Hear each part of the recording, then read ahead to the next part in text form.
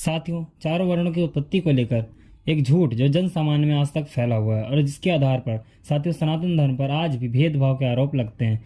नमस्ते साथियों, आज बात करेंगे साथियों चारों वर्णों के विषय में। साथियों, बहुधा आपने सुना होगा जो लोग सनातन धर्म में असमानता, भेदभाव और ऊंच नीच के आरोप लगाते हैं, वह साथियों इस बात का हवाला देते हैं कि सनातन धर्म में कहा जाता है कि ब्राह्मण ब्रह्मा जी के मुख से पैदा हुआ, क्षत्रिय भुजाओं से, वैश्य की उत्पत्ति जंघा से और शूद्र की उत्पत्ति पैरों से हुई है। साथियों, इसी को आधार बनाकर सनातन संस्कृति और वर्ण व्यवस्था की आलोचना की जाती है और साथियों प्रत्यारोप लगाए जाते हैं। साथियों, पहले तो यह समझते हैं कि ब्रह्मा जी के मुख, बाहु और उरु और पग से जो उत्पत्ति की बात कही है, ये कहाँ पर की गई है।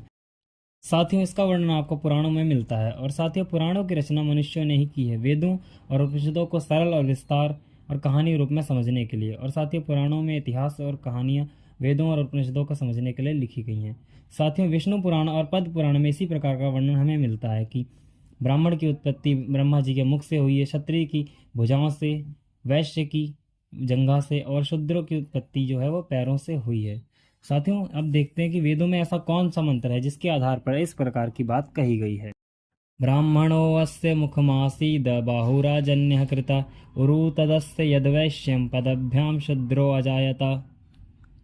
साथियों, यह मंत्र यजुर्वेद के 31वें अध्याय का 11वां मंत्र है। इसका अर्थ साथियों जो पुराणों में किया गया है कि ब्राह्मण ईश्वर के मुख, क्षत्रिय बाहु, वैश्य उरु और शूद्र पगों से उत्पन्न हुआ है।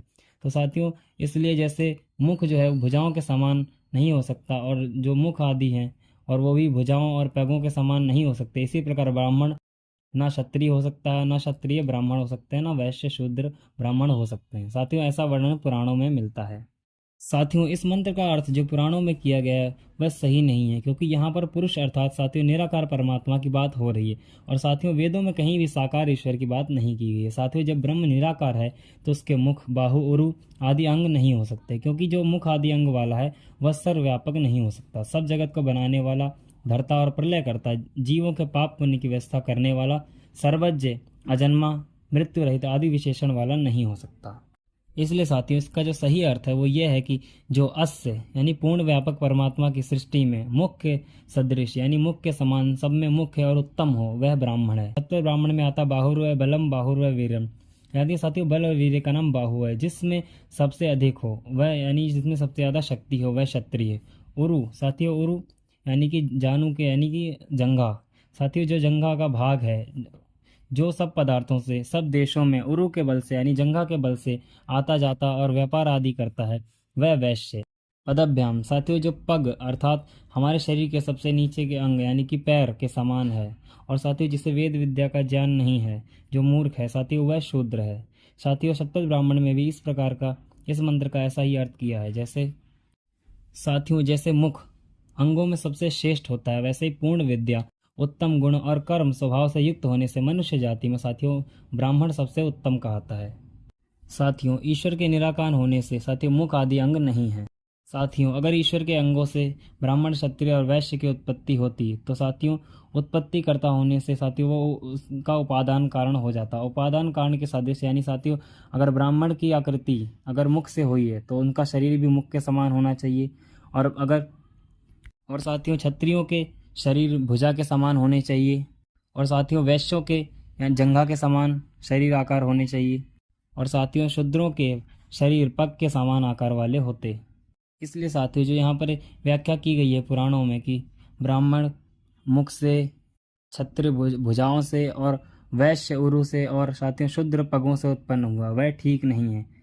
क्योंकि साथियों जैसे सब लोग गर्भाशय से ही उत्पन्न होते हैं वैसे तुम भी होते हो और हर कोई वहीं से उत्पन्न होता है। वर्ण व्यवस्था के अंदर किसी के साथ भी कोई भेदभाव नहीं होता है, क्योंकि साथियों मनुस्मृति में महर्षि मनु लिखते हैं जो साथियों जो शूद्र कुल में अगर उत्पन्न हुआ व्यक्ति है वह ब्राह्मण, क्षत्रिय और वैश्य के समान गुण और कर्म स्वभाव वाला है तो वह शुद्ध ब्राह्मण, क्षत्रिय और वैश्य हो सकता है। वैसे ही साथियों ब्राह्मण, क्षत्रिय और वैश्य कुल में उत्पन्न हुआ कोई व्यक्ति उसके गुण कर्म स्वभाव शूद्र के समान हो तो साथियों वह भी शूद्र हो जाएगा। वैसे क्षत्रिय वैश्य के कुल में उत्पन्न होकर ब्राह्मण व शूद्र के समान होने से ब्राह्मण भी शूद्र हो जाता है। अर्थात चारों वर्ण में जिस जिस वर्ण के सदृश जो जो गुण कर्म स्वभाव होंगे वह वर्ग के स्त्री और पुरुष उसी वर्ण में गिने जाएंगे। साथियों आपस्तंभ के सूत्र में आता है कि साथियों धर्म का आचरण करने से निकृष्ट वर्ण भी अपने से उत्तम वर्ण को प्राप्त होता है और उसी वर्ण में गिना जाता है। और साथियों अधर्म का आचरण करने से साथियों उत्तम वर्ण वाला मनुष्य भी अपने से नीचे वर्ण को प्राप्त होता है। यानी कि साथियों अगर कोई ब्राह्मण कुल में जन्म लेकर के उसके गुण कर्म स्वभाव शूद्र के समान है तो साथियों वह शूद्र कहा जाएगा। और कोई शूद्र कुल में उत्पन्न होकर के उसके गुण कर्म स्वभाव ब्राह्मण के युक्त हैं तो साथियों ब्राह्मण कहलाएगा। और साथियों ये गुण कर्म वर्णों की व्यवस्था साथियों कन्याओं की 16वें वर्ष और पुरुषों की 25वें वर्ष की परीक्षा में नियत होती है। साथियों देश और समाज में सभी वर्णों के अपने अपने योगदान है। साथियों कोई भी वर्ण नीचा अर्थात ऊंचा नहीं है। साथियों विद्या और धर्म के प्रचार का अधिकार ब्राह्मण को देना चाहिए, क्योंकि साथियों वे पूर्ण विद्वान और धार्मिक होने से उस काम को यथा योग्य कर सकते हैं। साथियों क्षत्रियों को राज्य का अधिकार देने से कभी राज्य की हानि और विघ्न नहीं होता। साथियों पशुपालन आदि और व्यापार आदि का अधिकार साथियों वैश्यों को देना चाहिए, क्योंकि वे इस काम को अच्छे प्रकार कर सकते हैं। शूद्र को साथियों सेवा का अधिकार इसलिए कि क्योंकि वह विद्या से रहित है और इस प्रकार इसलिए वह विज्ञान संबंधी काम कुछ भी नहीं कर सकता, किंतु शरीर के सारे काम कर सकता है। इस प्रकार साथियों चारों वर्णों को अपने अपने कर्तव्य का निर्वहन करना चाहिए।